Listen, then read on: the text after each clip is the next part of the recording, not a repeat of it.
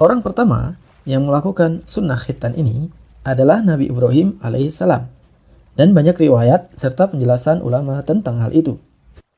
Disebutkan oleh sebagian ulama, sejatinya yang pertama kali dikhitan dari kalangan laki-laki adalah Nabi Ibrahim alaihissalam. Dan yang pertama kali dikhitan dari kalangan wanita adalah Hajar radhiyallahu anha. Tuhfatul Muhtaj halaman 199. Di antara dalil yang mendukung adalah apa yang dinukil oleh Imam Malik dalam Muwatta. Sa'id bin Musayyab rahimahullah mengatakan, Nabi Ibrahim adalah orang pertama yang menjamu tamu, orang pertama yang berkhitan, orang pertama yang mencukur kumis, dan orang pertama yang beruban atau melihat uban. Al-Muwatta halaman 922.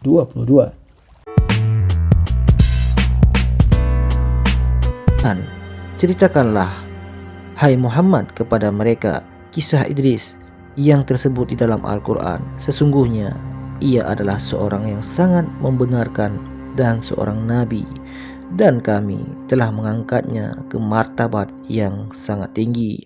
Quran Maryam ayat 56 sampai dengan 57. Menurut riwayat dalam hadis Bukhari adalah kakeknya Bapak Nuh alaihi wassalam. Berarti Nabi Idris merupakan generasi ke-6 dari Adam. Mengingat Nuh sendiri sebagai keturunan ke-10 dari Nabi Adam alaihissalam. Mengenai kelebihan Nabi Idris alaihissalam, Nabi Idris alaihissalam memiliki beberapa kelebihan alias mukjizat dari Allah Subhanahu wa taala. Dia manusia pertama yang pandai baca tulis dengan pena. Kepada Idrislah Allah Subhanahu wa taala memberikan 30 syahifah alias suhuf, lembaran-lembaran ajaran Allah berisi petunjuk untuk disampaikan kepada umatnya. Nabi Idris diberi bermacam-macam pengetahuan, mulai dari merancak, merawat kuda, ilmu perbintangan falak, sampai ilmu berhitung alias matematika. Nabi Idris sendiri berasal dari kata darasa yang artinya belajar. Idris memang sangat rajin mengkaji ajaran Allah Subhanahu wa taala yang diturunkan kepada Adam dan Nabi Syed, bahkan yang langsung kepada dirinya. Nabi Idris juga sangat tekun mengkaji fenomena alam semesta yang semua merupakan ayat dan pertanda dari Allah Subhanahu wa taala. Nabi Idris alaihissalam, ia adalah orang yang pertama pandai memotong dan menjahit pakaian. Orang-orang sebelumnya konon hanya mengenakan kulit binatang secara sederhana dan apa adanya untuk dijadikan penutup aurat. Innahu min Sulaiman, innahu min Sulaiman wa innahu bismillahirrahmanirrahim.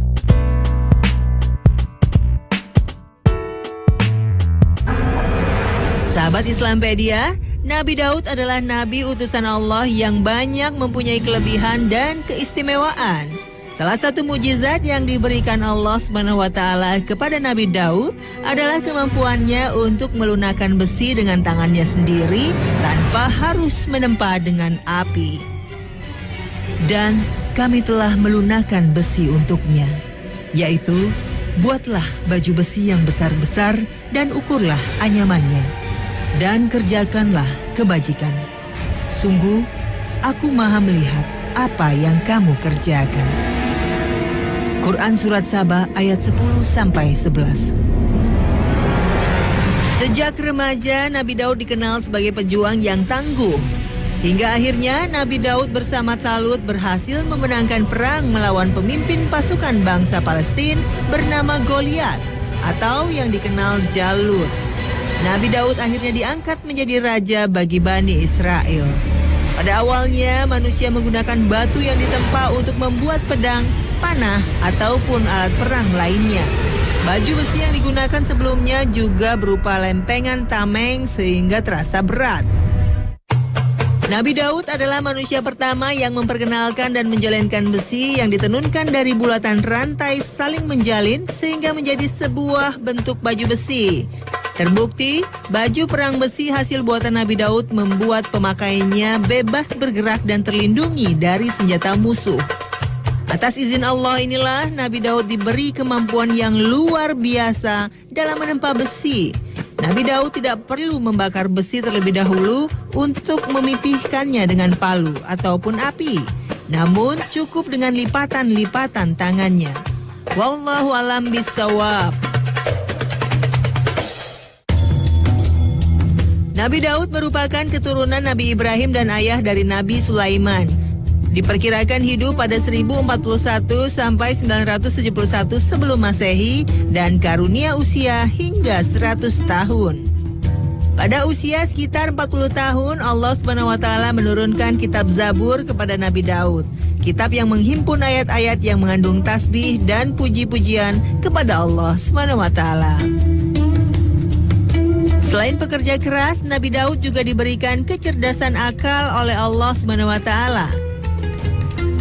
Dan atas izin Allah SWT, gunung tunduk pada kehendak Nabi Daud.